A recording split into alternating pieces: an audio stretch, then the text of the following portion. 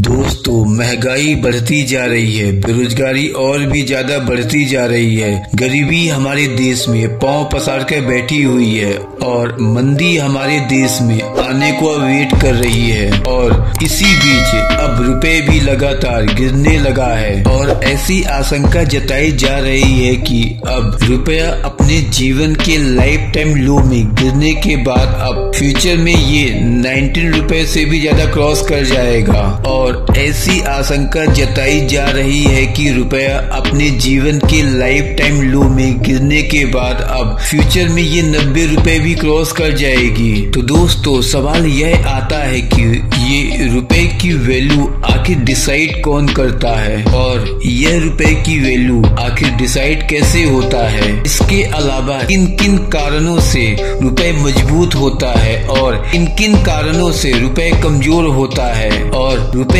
के कमजोर होने से आम आदमी के जीवन में क्या फर्क पड़ता है और उस आम आदमी को रुपए की वैल्यू को गिरने से बचाने के लिए क्या करना चाहिए और क्या नहीं करना चाहिए। तो आइए इस वीडियो में हम जानते हैं। सबसे पहले बात करते हैं रुपए की मजबूत होने का क्या मतलब है। तो दोस्तों, रुपए के मजबूत होने का मतलब यह है कि किसी भी विदेशी करेंसी को खरीदने के लिए हमें कम से कम रुपए देने पड़ेंगे और रुपए के कमजोर होने का मतलब है कि हमें किसी भी विदेशी करेंसी को खरीदने के लिए ज्यादा से ज्यादा रुपए खर्च करने पड़ेंगे, यानी कि ज्यादा से ज्यादा रुपए देने पड़ेंगे। यानी कि जब भी हमारे देश की करेंसी का डिप्रिसिएशन या रुपए की वैल्यू कम होती है या रुपए की वैल्यू गिरती है या रुपया टूटता है, तब डॉलर हमेशा रुपए की अगेंस्ट मजबूत होता है और हम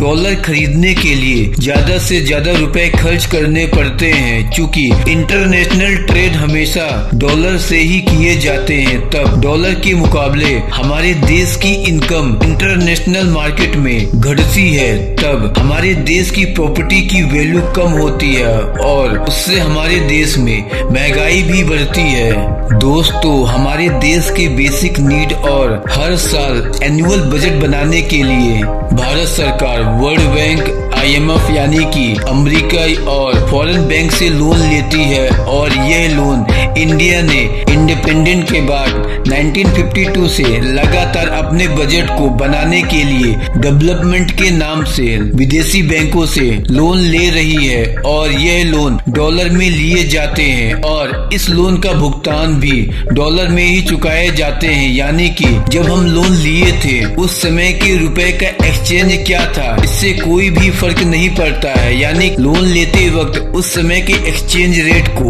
नहीं कंसीडर किया जाता। जैसे कि 1947 में $1 अप्रोक्स 1 रुपए था और 1942 में $1 अप्रोक्स 7.76 रुपए था। 1967 में $1 अप्रोक्स 7.5 रुपए था। 1977 में $1 अप्रोक्स 8.74 रुपए था। 1982 में $1 अप्रोक्स 9 रुपए 46 पैसे था और 1992 में $1 अप्रोक्स 25 रुपए 92 पैसे था। 1993 में $1 अप्रोक्स 30 रुपए 49 पैसे के बराबर था और 2014 में $1 अप्रोक्स 62 रुपए 97 पैसे था और आज $1 अप्रोक्स 82 रुपए के बराबर है। दोस्तों, आपको यह जानकर हैरानी होगी कि 1947 के बाद इंडिया एक ऐसा देश था जिसके ऊपर किसी भी देश का एक भी रुपया विदेशी कर्ज नहीं था और फिर 1952 में हमारी गवर्नमेंट ने विदेशी कर्ज लेना शुरू कर दिया और यह विदेशी बैंक कर्ज देने के साथ इंडिया के ऊपर कंडीशन भी लगाना शुरू कर दिया। जैसे कि आप जब भी किसी बैंक में जाकर लोन लेते हैं तो बैंक लोन देने के पहले बैंकों की भी स्पेशल कंडीशन होती है और उस कंडीशन को एक्सेप्ट करने के बाद ही बैंकों द्वारा लोन दिया जाता है, जो आप सभी लोग जानते हैं। उसी प्रकार इन विदेशी बैंकों की भी किसी भी डेवलपिंग कंट्री या गरीब देश को लोन देने के पहले वो स्पेशल कंडीशन लगाते हैं और वह कंडीशन यह होती है कि विदेशी कंपनियों को आने के लिए डेवलपिंग कंट्री या गरीब देश अपने दरवाजे खोल दें और साथ ही अपने देश की करेंसी को डिवैल्यूएट या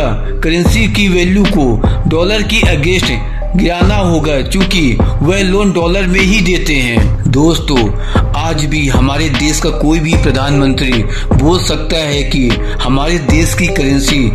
$1 अप्रॉक्स ₹1 होगा और यह ताकत हमारे देश के प्रधानमंत्री के पास है, बट वह ऐसा नहीं कर सकते। जैसा कि आप बैंक से पर्सनल लोन लेते हैं तो आपको बैंक की सारी कंडीशन माननी ही होती है। उसी प्रकार जब कोई देश विदेशी लोन लेता है तो उस देश को उन विदेशी बैंकों की सारी कंडीशन माननी ही पड़ती है और ये विदेशी बैंक देश की करेंसी का डॉलर के अगेंस्ट करेंसी की वैल्यू गिराने के साथ साथ गरीब देश या डेवलपिंग कंट्री में कम कीमत में लैंड और टैक्स फ्री या कम टैक्स पर विदेशी कंपनी को घुसाने के लिए वहां की सरकारों को मजबूर भी करते हैं, जिसकी वजह से हमारे देश की करेंसी डॉलर के मुकाबले कमजोर हो जाती है। इसका सबसे रिसेंट एग्जाम्पल है चाइना द्वारा श्रीलंका को डेवलपमेंट के नाम से कर्ज दिया और कुछ ही सालों में श्रीलंका की इकोनॉमी पूरी तरह से क्रैश हो गई और वहां की पूरी जनता रोड पर आ गई और वहां की गवर्नमेंट ने बिजली, रोटी, कपड़ा जैसे बेसिक नीड को भी अपने जनता को नहीं दे पाई और पूरी की पूरी कंट्री बिकने के लिए तैयार हो गई और आज श्रीलंका पर पूरा कंट्रोल चाइना का है, जिसके बारे में आप सभी लोग जानते हैं। ऐसे ही भारत सरकार ने अपने बजट बनाने के लिए और विकास के नाम पर वर्ल्ड बैंक, IMF और फॉरेन बैंक से लोन लेना स्टार्ट किया। तब विदेशी बैंकों ने कंडीशन लगाना शुरू कर दिए और लेकिन 1952 आते आते $1 की वैल्यू ₹4.47 हो गई। फिर हमने 1957, 1962, 1977, 1982 में कर्ज लिया और फिर 1982 के बाद हमारी गवर्नमेंट ने लगातार विदेशी कर्ज लेना स्टार्ट कर दिया और आज सिचुएशन यह आ गई है कि बिना विदेशी कर्ज लिए बिना भारतीय सरकार अपने देश का एनुअल बजट नहीं बना सकती और ऐसे हमारे देश में कई प्रधानमंत्री हुए जो पुराने विदेशी कर्ज के ब्याज को देने के लिए नया विदेशी कर्ज लिया और ऐसे भी प्रधानमंत्री आए जो कर्ज लेने के सारे रिकॉर्ड तक तोड़ दिए। और आपको यह जानकर हैरानी होगी कि 1947 से लेकर जून 2022 तक इंडियन गवर्नमेंट ने $620 बिलियन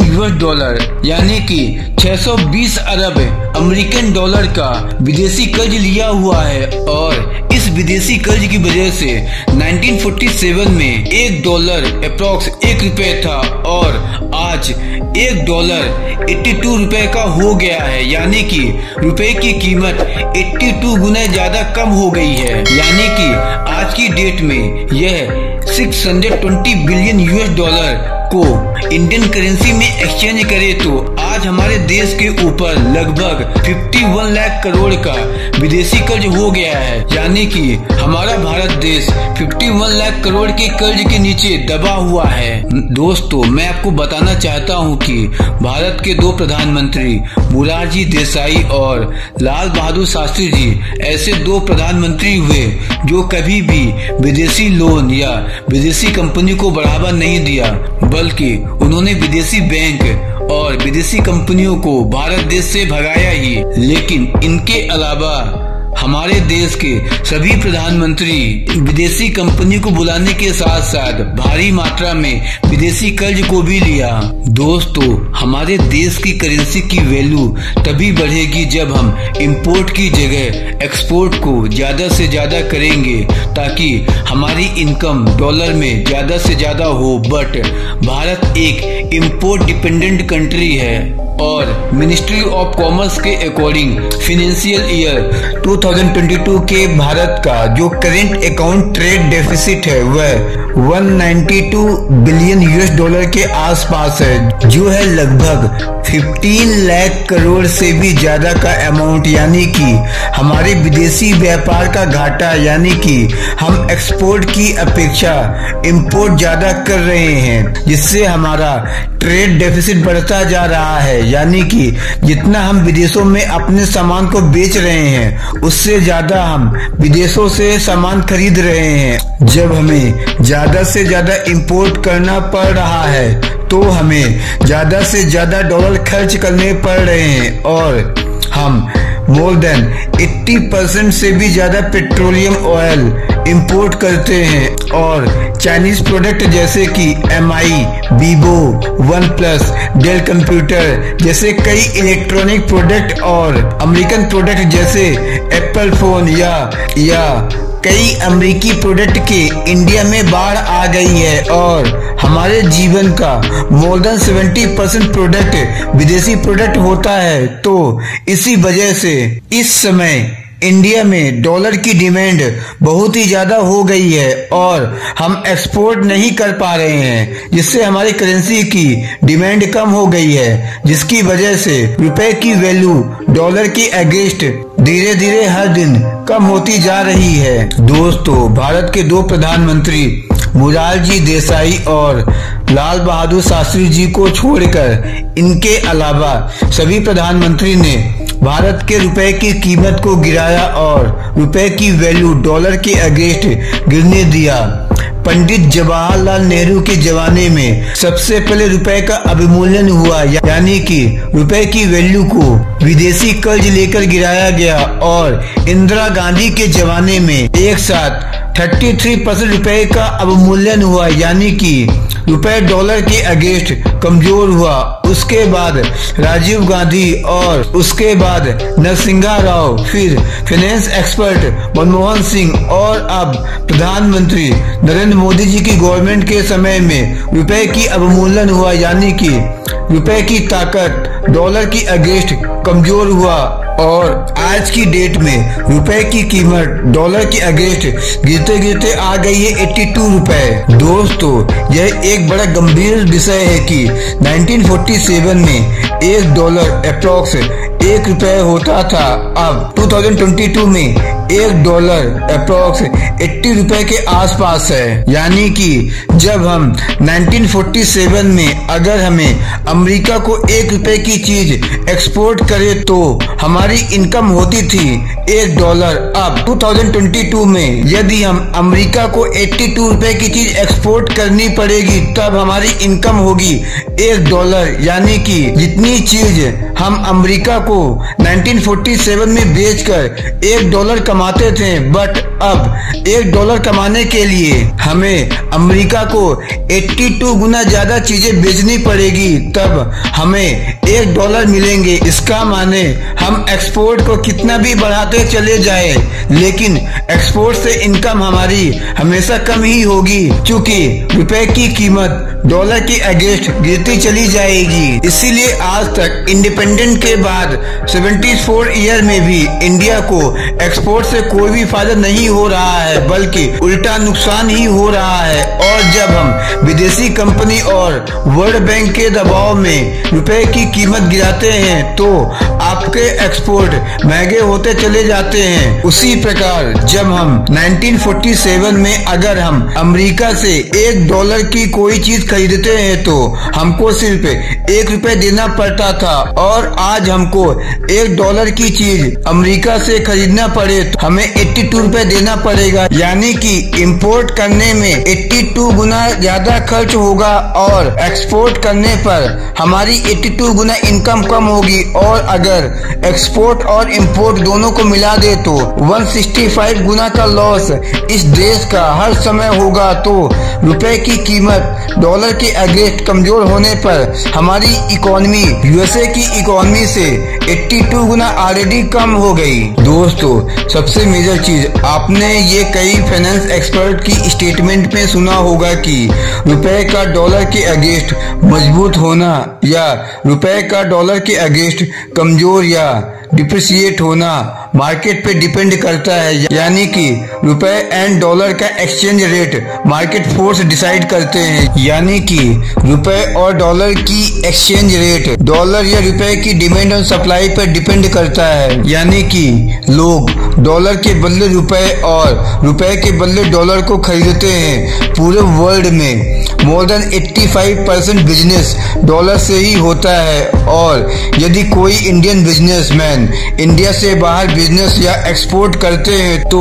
उसे इंडिया के बाहर की कंट्री से बिजनेस करने के लिए वो आरबीआई या फाइनेंशियल इंस्टीट्यूशन से रुपए के बदले डॉलर खरीदता है, यानी कि रुपए को डॉलर में एक्सचेंज कराते हैं। और जब इंडिया, यूएसए या अदर कंट्री से हथियार भी डॉलर से ही खरीदते हैं, और कॉर्पोरेट में जो भी डील या MOU साइन होते हैं वह भी डॉलर में ही साइन होता है। और यदि आपके पास डॉलर है तभी आप फॉरेन ट्रेड कर सकते हैं, और जब हम ज्यादा से ज्यादा डॉलर की डिमांड करते हैं या डॉलर खर्च करते हैं तो रुपए की वैल्यू ऑटोमेटिकली कम हो जाएगी या रुपए डिप्रिसिएट होगा। यानी कि जिस करेंसी की डिमांड ज्यादा होगी और हर कोई उसे मांग रहा है उसकी डिमांड ज्यादा होगी, और उसी की वजह से उसकी वैल्यू भी ज्यादा होगी। और हम कंपेयर कर रहे हैं अमेरिकी डॉलर जो कि एक स्टैंडर्ड करेंसी है ग्लोबल मार्केट में और एक ग्लोबल रिजर्व करेंसी भी है। और मैं आपको बताना चाहता हूं कि हमारी इंडियन करेंसी कब मजबूत होगी, जब हमारे इंडियन करेंसी की डिमांड ज्यादा होगी। तो इसकी डिमांड ज्यादा कब होगी, तो आपको जानकारी देना चाहूंगा जब हम ज्यादा से ज्यादा एक्सपोर्ट करेंगे और हमारा इंपोर्ट कम होगा, तब हम हमारे देश की करेंसी डॉलर के अगेंस्ट मजबूत होगी। दोस्तों, इसके अलावा जब भी विदेशी पर्यटक हमारे देश में पर्यटन के लिए आते हैं तो वह डॉलर के बदले रुपए को एक्सचेंज करते हैं, और कोविड के बाद हमारे देश में विदेशी पर्यटकों की भारी मात्रा में कमी आई है, जिसकी वजह से यह भी एक फैक्टर है कि हमारा रुपए की वैल्यू डॉलर की अपेक्षा कमजोर हुआ है। दोस्तों, इसके अलावा मार्च 2022 के महीने की शुरुआत में ही अमेरिका के फेडरल रिजर्व यानी कि अमेरिका के केंद्रीय बैंक ने अपने इंटरेस्ट रेट में लुक्रेटिव तरीके से इन्वेस्टर को आकर्षित करने के लिए अपने इंटरेस्ट रेट को बढ़ाए हैं, जिसकी वजह से इंटरेस्ट रेट अमेरिका में ज्यादा मिलने की वजह से फॉरेन इन्वेस्टर या फॉरेन इंस्टीट्यूशन जो इंडिया मार्केट से अपना पैसा निकाल कर यूएसए में इन्वेस्ट कर रहे हैं, और यह इन्वेस्टमेंट डॉलर में होते हैं, जिसकी वजह से इंडिया में डॉलर की कमी आ रही है, जिसका इफेक्ट रुपए के डेप्रिसिएशन में देखने को मिल सकता है। दोस्तों,